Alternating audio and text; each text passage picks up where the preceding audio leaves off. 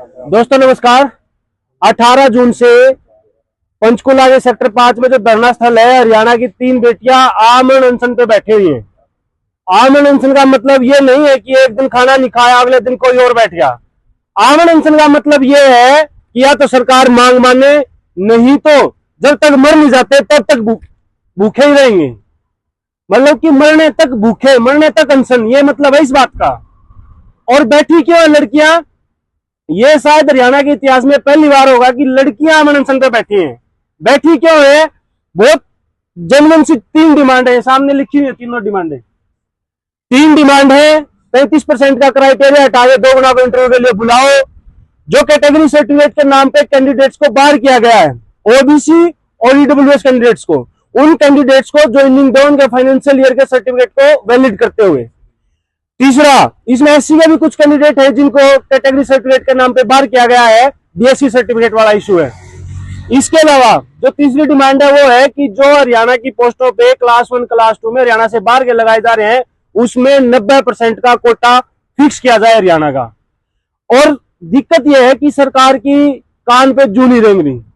सैनी साहब जो अपने आप को ओबीसी मुख्यमंत्री कहते हैं, जिन्होंने वोट लिया ओबीसी के नाम पे, जो पंजाब में जाके ढिंढोरा पीटते हैं, पंजाब में जाके ओबीसी सम्मेलन करते हैं, पंजाब के कहते हैं कि हम तुम्हारा विकास कर देंगे। पहले हरियाणा का तो विकास कर दे। हरियाणा का विकास बैठा धरने पे है 6 महीने से। 6 महीने हो जाएंगे पूरे। अभी 29 तारीख को पंचकुला में धरना चल रहा है। सरकार ने आज तक कोई सुनवाई नहीं की। 20 मई को प्रदर्शन हुआ। प्रदर्शन के बाद महेंद्र सैनी जी जो एडीसी है सीएम साहब के, उन्होंने मीटिंग के लिए बुलाया।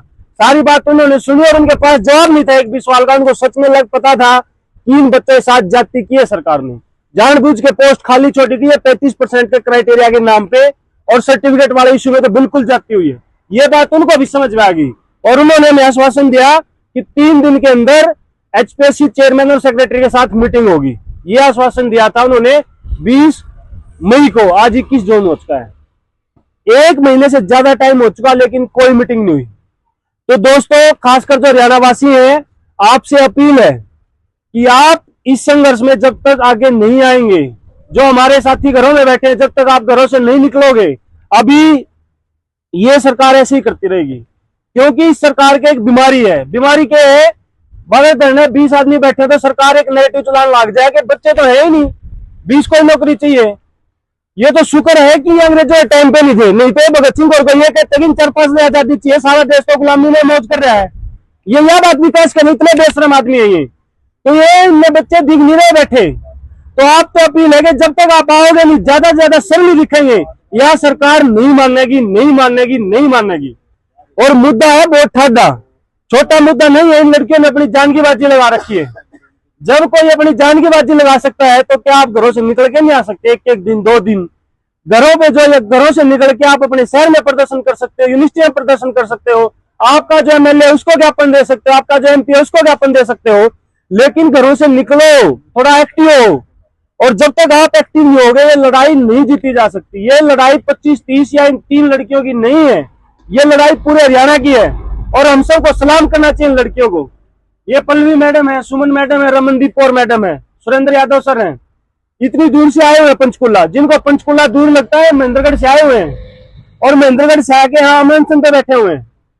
तो दोस्तों, आपसे यही उम्मीद है, सरकार से उम्मीद नहीं है हमें उम्मीद आपसे है। सरकार से कोई शिकायत नहीं, हमें सरकार निकम्मी है, नकारा करूर, हमें पता है। लेकिन आपसे शिकायत है कि आप घरों से निकलते नहीं। सरकार इसलिए निकम्मी है क्योंकि आप लोग घरों से नहीं निकलते, आप एक्टिव नहीं हो रहे। अगर आप एक्टिव हो गए तो सरकार की मजबूरी हो जाएगी मानना, और इन बेटियों की जान बच जाएगी अगर आप घरों से निकलोगे। तो दोस्तों, आपसे हाथ जोड़ के रिक्वेस्ट है, घरों से निकलो। और इस मुख्यमंत्री साहब को ये बताओ जी, पंजाब का विकास भी कर लेना, मना नहीं करते, पर हमारा इस विकास जितना मुख्यमंत्री है इसका विकास करने तक कौन रोक रहा है आपने?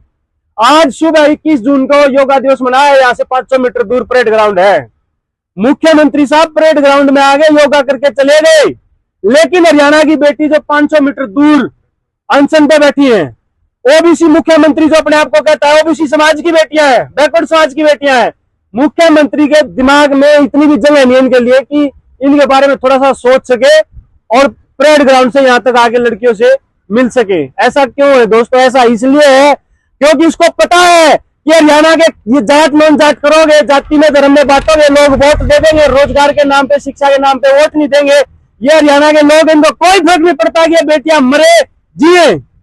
जब तक आपको फर्क नहीं पड़ेगा ये ऐसे ही करते रहेंगे। ये पंजाब का विकास करेंगे जाके, और पंजाब का विकास ऐसा ही करेंगे जैसे हरियाणा कर रहे हैं। हरियाणा का जैसा विकास कर रहे हैं वैसे ही करेंगे पंजाब में जाके। वहां पे भी जाके एससीबीसी की बात कर रहे हैं, और जब हरियाणा के बच्चे जाके बात करते हैं सर एससीबीसी की पोस्ट खाली छोड़ दी, तो यही मुख्यमंत्री कह रहा था कि एससीबीसी की बात ना करो। ये इनका दोगला चरित्र है, ये इनकी बदतमीजी है। इतने आवारा किस्म के आदमी है मानसिकता से कि कुछ भी कह सकते हैं। लेकिन मैं लास्ट में फिर वही आता हूं दोस्तों, ये आवारा इसलिए है, ये बदतमीज इसलिए है क्योंकि आप निकम्मे बने हुए हो। आप घरों से निकल नहीं रहे, आप कम से कम सोशल मीडिया पे वीडियो तक भी नहीं डाल पा रहे। अपने इस अकर्मण्यता को तोड़ो दोस्तों, अपने इस निकम्मेपन से बाहर निकलो। अगर आप बाहर नहीं निकलोगे तो सरकार ऐसे ही बदतमीजी करती रहेगी, और उम्मीद है कि आप निकलोगे। धन्यवाद दोस्तों।